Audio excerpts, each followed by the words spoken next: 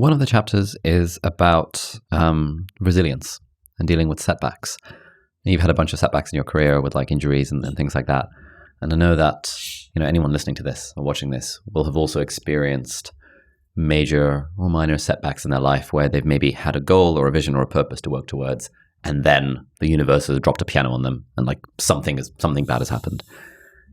In your world, the world of elite high performance, what are some strategies that you and your team have found helpful for dealing with setbacks? Yeah, it's hugely important, particularly in today's world. You need to understand we don't live in a perfect world. There's going to be disappointments. There's going to be setbacks. You're not going to achieve every single goal you set out to achieve, but having the right tools to deal with those situations can be a huge advantage, give you so much motivation, give you real strength and desire to learn from those moments. So a lot of people look at my career and just focus on the success, but I firmly believe the person I am today is not because of the trophies that I've won or the accolades that I get. It's because of the difficult times, the setbacks that I've had, and the things that not many people sort of know or learn about. And that's what I wanted to share in the chapter in my book around resilience and having the right tools to deal with resilience. So there's an amazing story that I tell that I used to hate to talk about because it was at the 2011 Rugby World Cup where we went on to win it. And I'd been the vice captain of the team for 3 years behind the great Richie McCaw, but I'd never captained the All Blacks. Whenever he wouldn't play, I wouldn't play for whatever reason. But in the last round robin game of the Rugby World Cup in New Zealand, I got the phone call the day before the game, the last round robin game, to captain the All Blacks. One of the best phone calls that I've had. And of course I said yes. Richie McCaw pulled out late with a little niggling injury. And here I was, really proud moment to captain the All Blacks for the first time. So I went off to the press conference the day before the game to talk to the media about how proud I was to finally captain the All Blacks. What a special moment it was for my family and I. Went off to our final training run, which is called the Captain's Run, which is the captain gets to decide what you do. So it's quite a proud moment. This is feeling good. It's been a great day for me. We went through the captain's run. I always finish the captain's run with a few shots at goal. And I've been kicking goals ever since I could walk. Dad taught me to kick with both feet as soon as I could walk. So I've kicked millions of kicks in my life. My last shot at goal, I was lining up the kick, and as I came in to kick, and the impact of my boot hitting the ball, I dropped to the ground, and I had a serious injury. And my groin had just it was actually torn off my pubic bone. And I just fell to the ground in extreme agony. And this is my third World Cup. And I'd had 2 failed World Cups. We'd done so much work around the psychology. I just felt like we were destined to finally win a World Cup. I was 28. I was in the prime of my career. Everything was going so well. I thought, this is my time. This is my moment. And then for it to all be taken away by such a serious injury, I was devastated. So I rushed off to the medical centre where I had scans. So I was with my doctor and then the specialist, my doctor, was like, do you want to see the results? And I was like, no. I knew in my mind that my dream was over. And I'm a firm believer that things happen for a reason, but this was going to be my last World Cup. And all those thoughts of why me, why now, why such a serious injury, nothing made sense in my mind at all. Everything had just been taken away from me.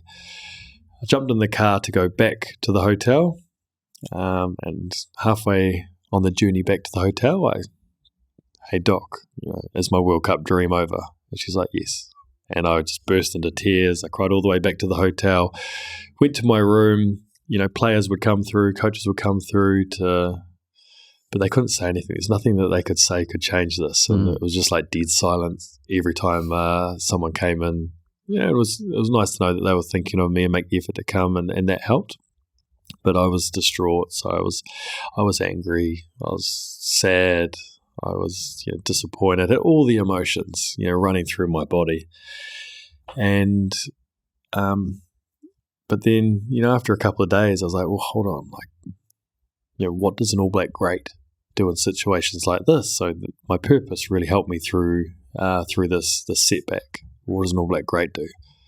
That's right, an All Black great rehabs this injury better than anyone's rehabbed this injury before. An All Black great resets goals. You said that an All Black great needs to play for 10 years or longer. So I signed a new contract to play for another 4 years in New Zealand to get me through to another World Cup. And also an All Black great puts the team first. So what does the team need me to do now? Well, I'm injured, so I need to help the player playing in my position. He went on to get injured as well, so they brought in another player, so I had to help him. He got injured. We went to our fourth-string number 10, and it's a great story because the fourth-string number 10 went on to kick the winning goal in the World Cup final. But through that process, there were some great tools and learnings to help me deal with resilience. The first one was the importance to grieve. So far too often, I see people have a really setback disappointment and they move on. Really positive. It's not that important. It's not that important. Actually, right. No. Really positive mindset straight away. And I've seen that it bites them in the ass further down the track because they don't deal with your emotions straight away. So it's important to grieve, deal with your emotions.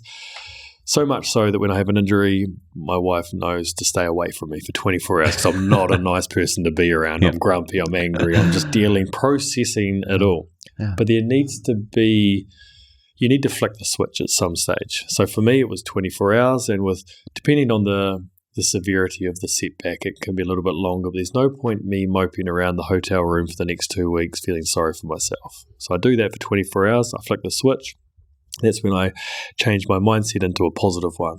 Okay, what are the goals that I want to set now that I've injured, whether it's your rehab or longer term of in 4 years' time. So I reset my goals. So that's another really important thing of dealing with a setback.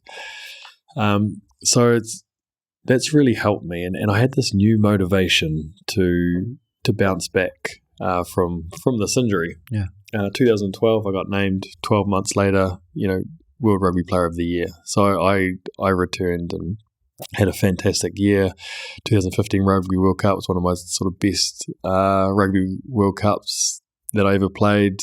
Sort of man of the match performance in the Rugby World Cup final. I was able to bounce back. All of a sudden,